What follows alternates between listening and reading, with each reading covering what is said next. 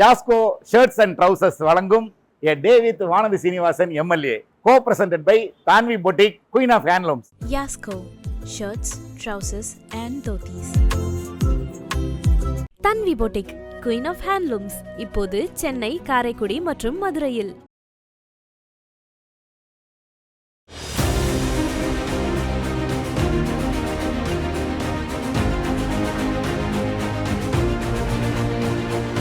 பொதுவாக காலையில் எத்தனை மணிக்கு மேடம் நீங்கள் எழுந்துக்குவீங்க? ஊரில் நம்ம ட்ராவல் பண்ணிகிட்டே இருக்கிறதால ஒரு மேக்ஸிமம் 6:30 எழுந்துருவேன். 6:30 அந்த பாடி கிளாக்கு செட் ஆயிரும். ஒரு காலத்தில் நியூஸ் பேப்பர் இல்லாமல் நம்மளுக்கு வெளியில் போக முடியாது. ஆனால் இன்னைக்கு கையிலேயே எல்லாமே இருக்கிறதால அது ஒரு பெரிய அட்வான்டேஜாக இருக்குது. ஆனாலும் நியூஸ் பேப்பர் படிக்கிறது ஒரு தனி சுகம் தான் சார். நான் ஒன்று சொன்னா நீங்க தப்பா எடுத்துக்க மாட்டீங்களே? சொல்லுங்க மேடம். நான் நிறைய நேரம் இந்த மீடியாக்கள் இன்டர்வியூக்கு வரும்போது பார்ப்பேன். அவங்களோட அந்த மைக் எல்லாமே ஆண்களுக்கு பொருந்துற மாதிரியே எடுத்துட்டு வருவாங்க. சட்டையில குத்துற மாதிரி ஈஸியா அவங்களுக்கு ஃபிக்ஸ் பண்ற மாதிரி தான் எடுத்துட்டு வருவாங்க. ஆனா அது எங்களுக்கு அது சாரியில குத்தவே முடியாது, ரொம்ப கஷ்டப்படுவோம். நான் ஒவ்வொரு தரம் அசம்பிளி செக்ஷன்ல ரோடுக்காக தான் சண்டை போடுவேன். முதல் 2 வருஷம் உங்களுக்காக 200 கோடி எக்ஸ்ட்ரா கொடுத்தோம் நாங்க. அதுக்கப்புறம் இந்த தடவை சிஎம் அவர்களே 200 கோடி எக்ஸ்ட்ரா கொடுத்தாங்கிறாரு. ஆனா கோவை மாநகரம் ஒவ்வொரு நாளும் பெருகிட்டு இருக்கு. எனக்கும் சில சமயம் சில பிரச்சனைகள் இருக்கும். அதாவது லேண்ட் அலாட்மெண்ட், நான் 2 கோடி ரூபாயை மாற்றுத்திறனாளி வீரர்களுக்கு ஒதுக்கி வச்சு 10 மாசமா காத்துட்டு இருக்கேன். இது வரைக்கும் எனக்கு லேண்ட் கிடைக்கல. சில நேரங்கள்ல உள்ளூர் சிவிக் இஷ்யூஸ் பாத்தீங்கன்னு சொன்னா ஒரு கவுன்சிலர் டீல் பண்ண வேண்டியதெல்லாம் நாங்க டீல் பண்ண வேண்டியதா இருக்கு. இன்னைக்கு தமிழ்நாட்டுல சென்னைக்கு அடுத்தபடியாக அதிகமா வருவாய் கொடுக்கறது எங்களோட மாவட்டம். அதனால இந்த மாவட்டத்தை அதிகமா அவங்க புறக்கணிக்க முடியாது. அதனால அவங்களுமே இங்க 1-10க்கு 10 அவங்களோட ஆளுங்கட்சி எதுவுமே ஜெயிக்கல. அதுவும் ஒரு வேளை அவங்களுக்கு ஒரு மனசுக்குள்ள அந்த இருக்கு, எப்படியாவது நாம இங்க ஜெயிக்கணும் அப்படின்னு. அதனாலயும் அவங்க இங்க ஒரு சில திட்டங்கள் எல்லாம் கொடுத்துருக்காங்க. இன்னைக்கு நம்ம கோயம்புத்தூர்ல இருக்கோம். A Day with Vanathi Srinivasan MLA. இன்றைய பகல் முழுதும் அவரோட தான் நம்ம டிராவல் பண்ண போறோம். அவருடைய ஒரு நாள் எப்படி இருக்குன்னு நேரடியா பார்ப்போம் வாங்க.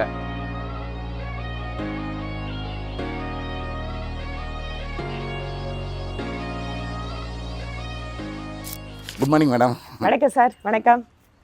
வாங்க. எங்களுக்காக நீங்க நேரம் ஒதுக்கியதுக்கு ரொம்ப நன்றி. ரொம்ப சந்தோஷம். நீங்களே எங்க ஊருக்கு வந்திருக்கிறீங்க. ஸோ இன்னைக்கும் பாருங்க, இன்னைக்கு வெதர் ரொம்ப நல்லா இருக்கு. சுத்தி வர எங்களோட ஊர் மலை கூட தெரியல. இல்லைன்னா அங்கிருந்து பார்த்தா மருதமலையோட அந்த ரேஞ்சு, இந்த பக்கம் வெஸ்டர்ன் கார்டு எல்லாம் தெரியும். Very good madam. ஸோ இன்னைக்கு தெரியல, இன்னும் கொஞ்சம் சூரிய வெளிச்சம் வரணும். அப்படியே ஸ்டார்ட் பண்ணுங்க மேடம். வாங்க வாங்க வாங்க. பொதுவாக காலையில் எத்தனை மணிக்கு மேடம் நீங்கள் எழுந்துக்குவீங்க? பொதுவாக ஒரு ஊரில் நம்ம ட்ராவல் பண்ணிகிட்டே இருக்கிறதால ஆமாம் ஒரு மேக்ஸிமம் 6:30 எழுந்துருவேன். 6:30 அந்த பாடி கிளாக்கு செட் ஆயிரும். சரி. சில சமயம் குறிப்பாக வின்டர் டெல்லியிலலாம் இருக்கும்போது போனீங்கன்னா இன்னும் கொஞ்சம் லேட் ஆகும். அது கூட சில சமயம் எழுந்துருவேன். பட் லேட்டாக ஃப்ளைட் போயிருக்கும், 2 மணி 3 மணிக்கெல்லாம் போய் சேரும். அதனால 6 மணி நேரம் தூக்கம் அப்படிங்கிறதுக்கு முயற்சி பண்ணிகிட்டே இருப்பேன். Okay okay. ஏன்னா அந்த தூக்கத்தை காம்ப்ரமைஸ் பண்ணாமல் 6 மணி நேரம் குறைஞ்சபட்சம் தூங்கணும் அப்படிங்கிறதுல பார்த்துக்குவேன் சார். அதனால் டிபெண்ட்ஸ் அப்பான் த ட்ராவல்னு வச்சுக்கலாம். புரியுது எனக்கு. ஆமாம். எந்தெந்த ஊரில் எத்தனை மணிக்கு வேலை அதை பொறுத்து அப்படியே இது பண்ணி. கரெக்டுங்க. பட் எழுந்தோடனே எப்படி மேடம் உங்கள் டே துவங்கும், இல்லை எப்படி பிளான் பண்ணுறீங்க ஒரு டேயை? ஸோ அதுவும் ஊரை பொறுத்து தான் சார். ஒருவேளை வெளியில் கட்சி வேலைக்காக போயிருக்கேன் அப்படின்னா அந்த கட்சி வேலைக்காக ஒரு நாள் முழுக்க ப்ரோக்ராம் ஏற்கனவே அங்கே முடிவாயிருக்கும். அப்போ லோக்கலில், ஏன்னா நாடு முழுக்க போகிறதுனால எந்தெந்த ஊரில் என்ன விசேஷம் இருக்குது, குறிப்பாக ஏதாவது கோயில் இருக்குன்னா காலையில் நேரத்தில் எழுந்திரிச்சு கோயிலுக்கு போயிடுவேன். ஸோ போயிட்டு அதுக்கப்புறம் அன்னைய வேலையை தொடங்குவோம். இந்த மாதிரி வெளியூர் டூர் அப்படின்னு சொன்னால் ஸ்டேட் எக்ஸிக்யூட்டிவ் இருக்கும், இல்லைன்னா ஆஃபீஸ் பேரர்ஸ் மீட்டிங் இருக்கும். அப்போ கட்சிக்காரங்களோட வீடுகளில் சாப்பாடு ஏற்பாடு பண்ண சொல்லுவேன். அப்போ என்ன ஆகுனா அவங்களுக்கு அது ஒடிசாவோ ஜார்க்கண்டோ இல்லை மேகாலயாவோ லோக்கலில் இருக்கிற ஆஃபீஸ் பேரர்ஸ் வீட்டில் செஞ்சால் அந்த லோக்கல் ஃபுட்டை நம்ம டேஸ்ட் பண்ண முடியும். அவங்களுக்கும் ரொம்ப சந்தோஷப்படுவாங்க. அதனால் அந்த மாதிரி இருக்கிற மாதிரி உணவு திட்டத்துக்கு இருக்கும். அப்புறம் கட்சி மீட்டிங் இருக்கும். அதான் நான் சொன்ன மாதிரி இது ஆஃபீஸ் பேரர்ஸ் மீட்டிங்காக இருக்கலாம், எக்ஸிக்யூட்டிவாக இருக்கலாம், இல்லை ஏதாவது ஒரு குறிப்பிட்ட பர்பஸ்க்காக மீட்டிங்காக இருக்கலாம். ஸோ இதெல்லாம் முடிச்சுட்டு ஒருவேளை பிஜேபி ஸ்டேட் கவர்மெண்ட் அங்கே இருந்ததுன்னா அந்த ஊரில் இருக்கிற சம்மந்தப்பட்ட மினிஸ்டர்ஸோ இல்லை சிஎம்ஓ இல்லை அந்த ஊரோட தலைவர்கள் யாராவது பார்க்குற மாதிரி இருக்கும். ஸோ இப்படி தான் போகும். தொகுதியில் இருந்தேன்னா அது காலையில் இந்த மாதிரி ஒரு வாக்கிங்கு, கொஞ்சம் யோகா இதெல்லாம் முடிச்சுட்டு ஒரு 9லேருந்து 10க்குள்ளே கிளம்பிடுவேன்.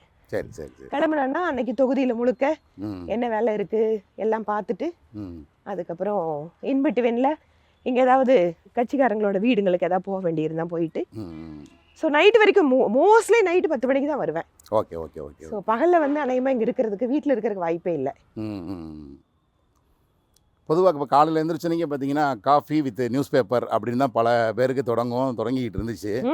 இப்போ நியூஸ் பேப்பர் கான்செப்டே ரொம்ப குறைஞ்சிருக்கு. எல்லாருமே வந்து டிஜிட்டலில் இப்போ நோக்கி போயிட்டு இருக்கோம். நீங்கள் இன்னும் நியூஸ் பேப்பர்லாம் படிக்கிறீங்களா? படிக்கிறேன் சார். அதாவது டெல்லியில் இருந்தேன்னு சொன்னால் அங்கே வந்து நியூஸ் பேப்பர் வந்துடும், அங்கேயும் பார்த்துருவேன். அதே மாதிரி இங்கே இருந்தாலும் செக்ரட்டரி வந்து ஒரு 9 மணிக்கு வரும்போது வாங்கிட்டு வந்துடுவார். அதுக்கப்புறம் ட்ராவல் பண்ணும்போதோ இல்லை வீட்லேயோ உட்காந்து ஒரு கிளான்ஸ் எல்லாத்தையும் பார்த்துருவோம். ஒரு குறிப்பாக முக்கியமான செய்தி ஏதாவது ஒன்றுன்னு சொன்னால் நோட் பண்ணி வச்சுட்டு அதை காரில் போகும்போது அதை வந்து டிஜிட்டலில் பார்த்துருவேன். என்ன நடக்குது, எது, யாரோட ஸ்டேட்மெண்ட்டு, இந்த மாதிரி எல்லாம். அதே மாதிரி யாருக்கெல்லாம் ஏதாவது பதில் கொடுக்கணும் இல்லை வந்து வேறு ஏதாவது ஸ்டேட்மெண்ட் கொடுக்கணும் அப்படின்னு சொன்னால் அதையும் இப்போல்லாம் ஃபோன்லேயே அனுப்பிச்சிடுறோம். அது அப்புறம் டைப் பண்ணி ஆஃபீஸ்லேருந்து கொடுத்துருவாங்க. ஸோ அந்த மாதிரி வாய்ஸ் நோட் அனுப்பிடுவீங்க நீங்கள்? ஆமாங்க. நீங்கள் சொன்ன மாதிரி ஒரு காலத்தில் வந்து நியூஸ் பேப்பர் இல்லாமல் நம்மளுக்கு வெளியில் போக முடியாது. ஆனால் இன்றைக்கி வந்து கையிலேயே எல்லாமே இருக்கிறதால அது ஒரு பெரிய அட்வான்டேஜாக இருக்குது. ஆனாலும் நியூஸ் பேப்பர் படிக்கிறது ஒரு தனி சுகம் தான் சார். அந்த பேப்பரில் படிக்கிறதுங்கிறது தொட்டு ஸ்பரிசித்து கரெக்டு. அப்புறம் நம்மளுக்கு அந்த வேல்யூ, நீங்கள் வந்து ஒரு நியூஸோட வேல்யூ அப்படிங்கிறது இன்றைக்கி வந்து வைரல் ஆகுது அதெல்லாம் ஒரு பக்கம் இருந்தாலும் அந்த நியூஸ் பேப்பரில் பார்க்கும்போது அதனோட ஆதென்டிகேஷன் இருக்குல்ல. கரெக்ட். அந்த அக்கௌண்டபிலிட்டி இது இருந்துகிட்டே இருக்கும். கரெக்டு. அது இன்றைக்கும் வந்து எத்தனையோ டிஜிட்டல் இதெல்லாம் வந்தால் கூட இன்றைக்கும் நம்ம வந்து உண்மை செய்தினா ஒரு பிரிண்டில் வர்றதா மக்கள் நம்புகிறோம் இல்லைங்களா? அந்த ஒரு அத்தென்டிசிட்டி அப்படிங்கிறது பிரிண்ட் மீடியாவுக்கு இன்றைக்கும் இருக்குது. இப்போ சொன்னீங்க மேடம், ஒரு காலையிலேருந்து ஒரு 6 மணிலேருந்து இரவு 10 மணி வரைக்கும் ஒர்க் பண்ணுறீங்க அப்படின்னு. நாங்கள் பல அரசியல்வாதிகள் பார்த்துருக்கோம், அப்படி தான் ஒர்க் பண்ணுறாங்க. பட் இதில் வந்து நீங்கள் ஜெண்டர் இது பார்க்கக்கூடாது அப்படின்னு இருந்தால் கூட ஒரு பெண்ணாக அதில் உங்களுக்கு அதிகம் எதுவும் சிரமம் இருக்க மாதிரி நீங்கள் ஃபீல் பண்ணுறீங்களா? அதாவது நம்மளுக்கு 2 விதமாக இதை பார்க்கலாம் சார். ஒன்று, பெண் அரசியலுக்கு வரும்போது இருக்கக்கூடிய சவால்கள் அப்படிங்கிறது எல்லா துறையில் இருக்கிறவங்கள விட கொஞ்சம் அதிகமாக தான் இருக்கும். ஏன்னா நீங்கள் வந்து ஒரு ஆஃபீஸில் வேலை செய்கிறீங்கன்னா அந்த ஆஃபீஸில் குறைஞ்சபட்சம் உங்களுக்கு தெரிஞ்சவங்க இருப்பாங்க, இல்லைன்னா ஆஃபீஸில் வந்து ஒரு நிர்வாகம் வந்து அந்த கண்ட்ரோலில் இருப்பாங்க. ஆனால் அரசியலில் நீங்கள் அப்படி பார்க்க முடியாது. இப்போது நீங்கள் புதுசாக நபர்கள் வருவாங்க, எத்தனையோ விதவிதமான ஒரு மனிதர்களை சந்திக்க வேண்டி இருக்கும். அப்போ அவங்களோட பார்வை எப்படி இருக்கும், அவங்களோட நடத்தை எப்படி இருக்கும், அதெல்லாம் ஒன்றுமே நம்மளுக்கு தெரியாது. ஆனால் அது எல்லாத்தோடையும் நம்ம வந்து அதை மேனேஜ் பண்ணி ஆகணும். ஸோ இது ஒன்று. 2வது, மனோபாவத்திலிருந்து அந்த டூல்ஸ்ன்னு சொல்லுவோம் இல்லைங்களா, அரசியலுக்கு என்னென்னவெல்லாம் டூல்ஸை பயன்படுத்துகிறோம் அது எல்லாமே பார்த்தீங்கன்னா ஒரு ஜெண்டர் பயஸ்டாக தான் இருக்கும். நான் ஒன்று சொன்னால் நீங்கள் தப்பாக எடுத்துக்க மாட்டீங்களே. நான் நிறைய நேரம் இந்த மீடியாக்கள் வந்து இன்டர்வியூக்கு வரும்போது பார்ப்பேன், அவங்களோட அந்த மைக் எல்லாமே ஆண்களுக்கு பொருந்துற மாதிரியே எடுத்துகிட்டு வருவாங்க. சட்டையில் குத்துற மாதிரி ஈஸியாக வந்து அவங்களுக்கு ஃபிக்ஸ் பண்ணுற மாதிரி தான் எடுத்துகிட்டு வருவாங்க. ஆனால் அது எங்களுக்கு வந்து அது சாரியில் குத்தவே முடியாது, ரொம்ப கஷ்டப்படுவோம். ஸோ இதெல்லாம் நான் ஒரு சின்ன உதாரணத்துக்கு சொல்கிறேன். அப்போ நான் வந்து சில சமயம் அதை வந்து வேடிக்கையாக சொல்லி காட்டுவோம், இல்லைன்னா அதை கொஞ்சம் மாற்றுங்க. ஏன்னா அவங்க தெரிஞ்சு பண்ணுறதில்ல. அது இல்லாமல் பெண்கள் அப்படின்னு வரும்போது எங்களுக்கு வந்து குடும்பத்தோட நிறைய பொறுப்புகளை நாங்கள் எடுத்துக்க வேண்டியிருக்கோம். அது எனக்கு மட்டும் இல்லை, எந்த கட்சியில் வேலை செஞ்சாலும் யாராக இருந்தாலும் அதுதான். ஸோ நாங்கள் விளையாட்டுக்கு சொல்லுவோம்னா அது மகளிர் அணி தலைவர் அப்படிங்கிறதால நான் ஒரு பெண்மணி வந்து ஒரு மீட்டிங்கில் உட்காடுறாங்கன்னா கூட வந்து அவங்களோட அடுப்பு, அவங்களோட குடும்பம் இது எல்லாத்தையும் விட்டுட்டு தான் வராங்க. அதனால் அவங்க வந்து இந்த பொது வாழ்க்கையில் வந்து வேலை செய்கிறதே ரொம்ப கஷ்டம். அப்படி இருக்கும்போது அவங்களுக்கு வந்து அதுக்கான ஒரு அந்த சூழ்நிலையை உருவாக்கணும், அது ரொம்ப முக்கியம் அப்படின்னு நினைக்கிறேன்.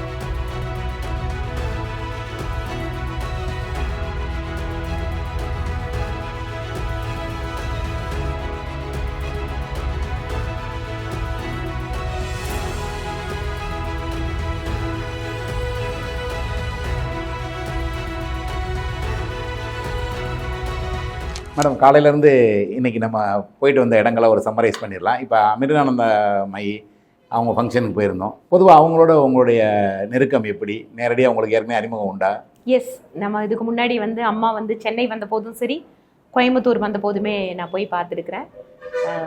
பேசுவாங்க. இன்னைக்கு கூட நிறையா விமன் எம்பவர்மெண்ட்டுக்கு என்னென்னவெல்லாம் அவங்க மடத்துலேருந்து பண்ணிகிட்டு இருக்காங்க அப்படிங்கிறதெல்லாம் ரொம்ப ஒரு குழந்தை மாதிரி என்கிட்ட சொல்லிட்டு இருந்தாங்க. நானும் தொகுதியில் என்னென்னவெல்லாம் விமனுக்கு பண்ணிகிட்டு இருக்கிறேன் அப்படின்னு சொல்லிட்டு அவங்களோட பகிர்ந்துட்டேன். அதாவது ஒரு விஷயம், ஆன்மீகம் வந்து குறிப்பாக ஹிந்து தர்மத்தில் பார்த்தீங்கன்னு சொன்னால், ஒரு ஆண் துறவிகளுக்கு என்ன மரியாதை இருக்கோ அது பெண் துறவிகளுக்கும் இந்த சமுதாயம் கொடுக்குது. அது மட்டும் இல்லை, இன்னைக்கு வந்து நிறைய இந்த மாதிரி ஒரு ஆன்மீக ரீதியாக குருக்களாக இருக்கிறவங்க சமுதாய பணிகளில் வந்து இன்னைக்கு ஒரு புதிய சிகரங்களை தொடராங்கன்னு தான் சொல்ல முடியும். ஏன்னா இன்னைக்கு ஃபரிதாபாத்தில் அம்மாவோட ஹாஸ்பிட்டல் ஆயிரக்கணக்கான மக்களுக்கு ஒரே நேரத்தில் சிகிச்சை கொடுக்கக்கூடிய ஆயிரக்கணக்கான பெட் வசதியோட இன்னைக்கு வந்து அது அவ்வளோ பெருசாக பிரம்மாண்டமாக எழுந்து நிற்குது. அது மட்டும் இல்லாமல் மீனவர்களுக்கு, பெண்களுக்கு, குழந்தைங்களுக்கு இயற்கை பேரிடர் வரும்போது கேரளா கவர்மெண்ட்டுக்கு, இந்திய கவர்மெண்ட்டுக்கு, இராணுவ வீரர்களுக்கு, இந்த மாதிரி உலகம் முழுக்க அவங்களோட ஆன்மீக சேவைகள் ஒரு பக்கம், சமுதாய சேவைகள் ஒரு பக்கம். இந்த மாதிரி இன்னைக்கு நிறைய ஆன்மீக குருக்கள் வந்து செய்ய ஆரம்பிச்சிட்டாங்க. குறிப்பாக எங்களோட பகுதியில் சத்குரு நிறைய விவசாயிகளுக்காக, பெண்களுக்காக, கிராமப்புற விளையாட்டுகளுக்காக இந்த மாதிரி பண்ணுறாரு. ஸ்ரீ ஸ்ரீ ரவிசங்கர்ஜி குறிப்பாக வாட்டர் பாடிஸ்க்காக நிறைய வந்து பண்ணுறாங்க. அதனால் உள்ள ஒரு மன ஆத்ம திருப்தி, ஆத்ம ஒரு இதுக்காக வந்து ஆன்மீகம் அப்படின்னு போனால் கூட இந்த மாதிரி குருக்கள் வந்து நிறைய வந்து சமுதாய சேவைகள் செய்கிறது. கிட்டத்தட்ட ஒரு அரசாங்கத்தோட பணிகளில் ஒரு % அவங்க ஷேர் பண்ணலாங்கன்னே சொல்லலாம். அந்த அளவுக்கு பண்ணிட்டு இருக்கக்கூடியது மாதா அமிர்தானந்த மை அவர்களோட மடம்.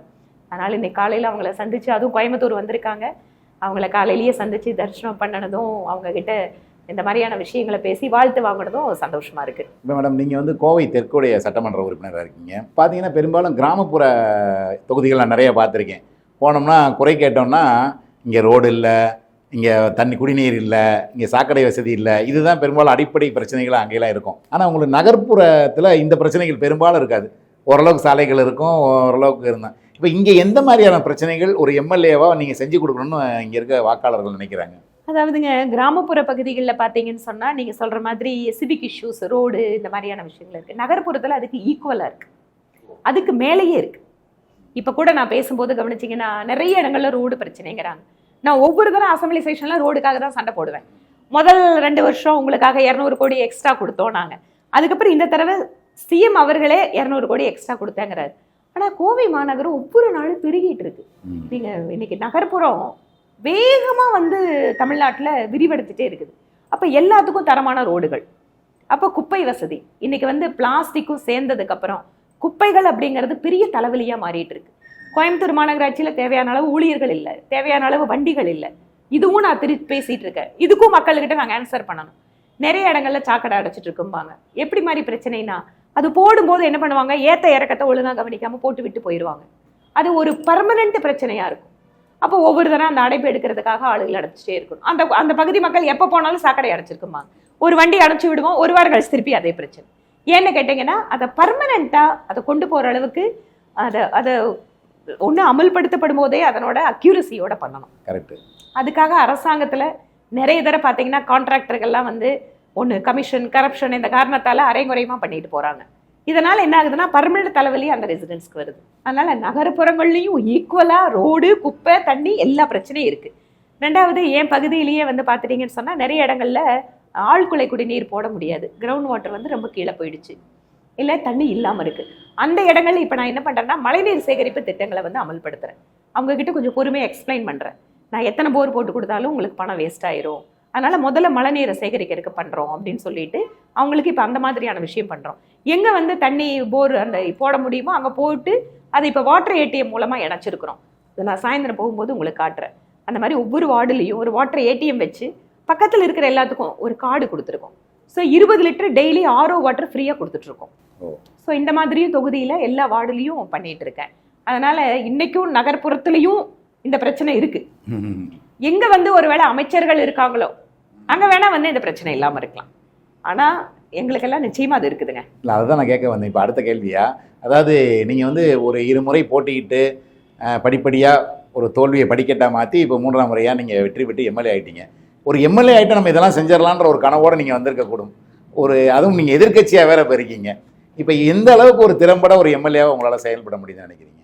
அதாவது நீங்கள் சொன்ன மாதிரி எதிர்க்கட்சி எம்எல்ஏ அப்படின்னு இருக்கும்போது நிறைய நேரங்களில் அதிகாரிகளோட ஒத்துழைப்பு இல்லை வந்து உள்ளூரில் வந்து அரசாங்கத்தோட ஆதரவு பெற்ற கட்சிகள், அதாவது ஆளுங்கட்சிக்காரங்களோட தொந்தரவு, இந்த மாதிரிலாம் நிறையா இருக்கும்.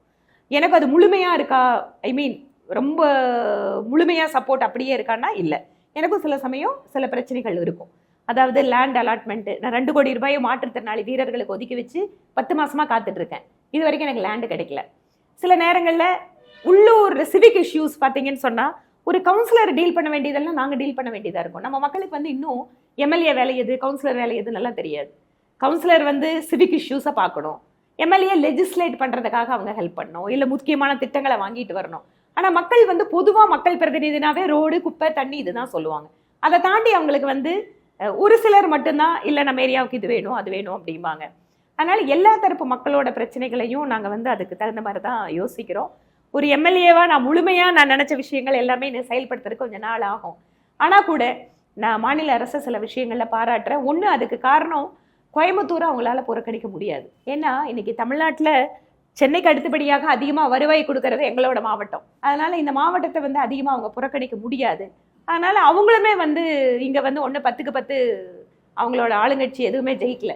அதுவும் ஒரு வேளை அவங்களுக்கு ஒரு மனசுக்குள்ளே வந்து அது இருக்குது, எப்படியாவது நாம் இங்கே ஜெயிக்கணும் அப்படின்னு. அதனாலையும் அவங்க வந்து இங்கே ஒரு சில திட்டங்கள் எல்லாம் கொடுத்துருக்குறாங்க.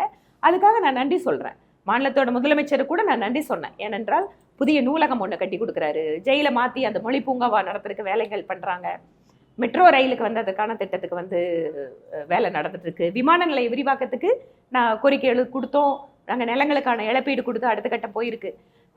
நாங்கள் எதிர்பார்க்குற ஸ்பீடில் இல்லைன்னா கூட ஒரு சிலது வந்து வேலை பண்ணிட்டு தான் இருக்காங்க. அப்புறம் இப்போ உங்களுடைய எம்எல்ஏ ஃபண்டு, இப்போ நம்ம காலையிலேருந்து சில ப்ரோக்ராம் பார்த்தோம். முதல்ல பாலசுப்ரமணிய நகர், அப்புறம் கணேசபுரம், இப்போ எம்எல்ஏ அலுவலகத்துலேயும் புதுப்பிக்கிற வேலை நடந்துட்டு இருக்கு.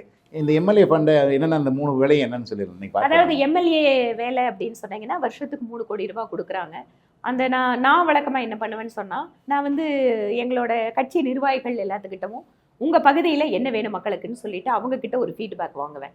2வது, மக்கள்கிட்டவே ஒரு ஃபீட்பேக் வாங்குவேன். உதாரணத்துக்கு ஃபேஸ்புக்கு, ட்விட்டரு, இல்லை எங்களோட வாட்ஸ்அப் சேனல், இதில் எல்லாமே வந்து பொதுமக்கள் யாராக இருந்தாலும் உங்களுக்கு என்ன வேணும்னு சொல்லுங்கள் அப்படின்னு சொல்லிட்டு அவங்கக்கிட்ட ஒரு கருத்து கேட்போம். இது எல்லாத்தையும் வச்சுட்டு ஒரு கமிட்டி ஒன்று இருக்கும். ஸோ இந்த கமிட்டி என்ன பண்ணுவாங்க, எல்லா இதையும் இல்லை நான் அமைச்ச கமிட்டி தொகுதிக்குள்ளே வந்து நான் வந்து பொது மக்கள் சார்பில் ஒரு 2-3 பேர், அதில் வந்து ஒரு மூத்த நிர்வாகிகள் 2-3 பேர், முன்னாள் எம்எல்ஏக்கள், இவங்களெல்லாம் வச்சு ஒரு கமிட்டி ஒன்று போட்டிருக்கோம். அந்த கமிட்டி வந்து அனலைஸ் பண்ணுவாங்க. எது வந்து ஒரு சிலது வந்து அவங்க என்ன கேட்பாங்கன்னா, ரயில்வே வந்து ட்ராக்கு வந்து இந்த ஸ்டேஷன் எக்ஸ்டெண்ட் பண்ணணும், புதுப்பிக்கணும் அப்படிமா. அதெல்லாம் எம்எல்ஏ ஃபண்டில் பண்ண முடியாது. ஸோ அதெல்லாம் என்ன பண்ணுவோம், ஒரு கோரிக்கைக்கு வந்து சென்ட்ரல் கவர்மெண்ட்டுக்கு அனுப்புறது, அதை பிரிச்சுருவோம், ஸ்டேட்டுக்கு தனியாக பிரிச்சுருவோம். எதெல்லாம் என்னால் பண்ண முடியும்னு பார்க்கும்போது நான் அடிப்படையாக வந்து அங்கன்வாடிகளுக்கு முக்கியத்துவம் கொடுக்குறேன். ஏன்னா அங்கன்வாடிகள் அப்படிங்கிறது பெண்களும் குழந்தைகளும் குறிப்பாக வந்து உடல் நலத்துக்கான ஒரு இடம். அதனால் என் தொகுதியில் மேக்ஸிமம் எல்லா அங்கன்வாடியுமே வந்து ஒன்று புதுசாக கட்டி கொடுத்துருக்கேன், இல்லைன்னா புதுப்பிச்சு கொடுத்துருக்கேன். இது எம்எல்ஏ ஃபண்டில் மட்டும் இல்லை, எங்கள் கவர்மெண்ட்டோட சிஎஸ்ஆரில் பிஎஸ்சிஓட சிஎஸ்ஆரையும் இங்கே வாங்கி பண்ணிகிட்டு இருக்கேன். அந்த மாதிரி என் தொகுதியில் அங்கன்வாடிகளுக்கு அதிக முக்கியத்துவம். 2வது ஒரு அங்கன்வாடிக்கு போனோம். இந்த மாதிரி அது சிஎஸ்ஆரோட அங்கன்வாடி. இந்த மாதிரி தொகுதி முழுக்க பண்ணிட்டு இருக்கிறோம். இந்த மாதிரி நிறைய வாட்டர் ஏடிஎம் அமைச்சு கொடுத்துருக்கேன் ஒவ்வொரு வார்டுலையும். 24 மணி நேரம் பாலசுப்ரமணிய நகர்ல வந்து பண்ணது. பாலசுப்ரமணிய போர்வெல் நம்ம அந்த வழியை 2 ஏடிஎம் பார்த்துட்டு தான் வந்தோம். நாங்க நிறுத்தல வண்டி, உங்களுக்கு சரி லேட் ஆகுதுன்னு நம்ம ஈவினிங் ஒன்று பார்ப்போம். அந்த மாதிரி நிறைய இடத்துல அமைச்சு கொடுத்துருக்கேன். இது இல்லாம பள்ளிகளுக்கு வந்து உபகரணங்கள், அவங்கள ஆய்வகத்துக்கு தேவையான விஷயங்கள், இதெல்லாம் வந்து மாணவர்களுக்காக அதை பண்ணி கொடுக்குறோம். இது இல்லாமல் ஒரு சில இடங்கள்ல வந்து பார்த்தீங்கன்னு சொன்னால் சின்னதாக ரோடு, ஒரு தூரத்துக்கு பார்க்கு டெவலப் பண்ணுறது, ஜிம்மு, இதெல்லாம் வந்து பண்ணித்தரோம். ஜிம்முக்கான எக்யூப்மெண்ட்டு, ஜிம்மு, இதெல்லாம் வந்து செஞ்சு தரோங்க. ஸோ அதனால் இப்படி தான் நான் வந்து என்னோட எம்எல்ஏ ஃபண்டுக்கு வந்து முக்கியத்துவம் கொடுத்து எது அந்தந்த பகுதி மக்களுக்கு வேணுமோ அதை பண்ணித்தரோம். சமீப காலமாக பிஜேபி மேலே வைக்கப்படுற குற்றச்சாட்டு வந்து ஒரு மனிதன் சாப்பிட்ற ஃபுட்டையும் பிஜேபி தான் தீர்மானிக்கணும் அப்படின்ற மாதிரி ஒரு குற்றச்சாட்டு வைக்கப்படுது. அதை பற்றி நீங்கள் என்ன நினைக்கிறீங்க? சுத்தமாக ஆதாரம் இல்லாத குற்றச்சாட்டு. நான் அதை ஒத்துக்கவே மாட்டேன். ஏன்னா என்ன சாப்பிடணும் அப்படிங்கிறத பிஜேபி எங்கேயும் சொல்லலை, என்ன சாப்பிடக்கூடாதுன்னு சொல்லலை. விஜய்னு ஒரு நடிகர் வர்றாரு, அதனால இளைஞர் கூட்டம் அவர் பின்னால போயிடும் அப்படின்ற மாதிரி ஒரு கருத்து நிலவுது பத்திரிகையாளர் அது மத்தியில. ஒரு கருத்து. அது வந்து எந்த அளவுக்கு அது சாத்தியமாக போகுது அப்படிங்கிறது எப்பவுமே ஒரு எலெக்ஷன் வந்ததுக்கு அப்புறம் தான் அது தெரியும். அதனால இளைஞர்கள் யார் பக்கம் இருக்காங்க, இல்ல வாக்காளர்கள் வந்து யாருக்கு புதுசா வர்றவங்களுக்கு எப்படி வரவேற்பு கொடுக்குறாங்க அப்படிங்கறது எல்லாமே தேர்தல் முடிவுகளை வச்சுட்டு பேசுறதா சரியா இருக்கும். இப்போ வந்து நம்ம பேசுறது எல்லாமே வெறும் அனுமானமா தான் இருக்கும். அது யாஸ்கோ shirts, trousers and dhotis. Tanvi boutique, queen of handlooms இப்போது சென்னை, காரைக்குடி மற்றும் மதுரையில்.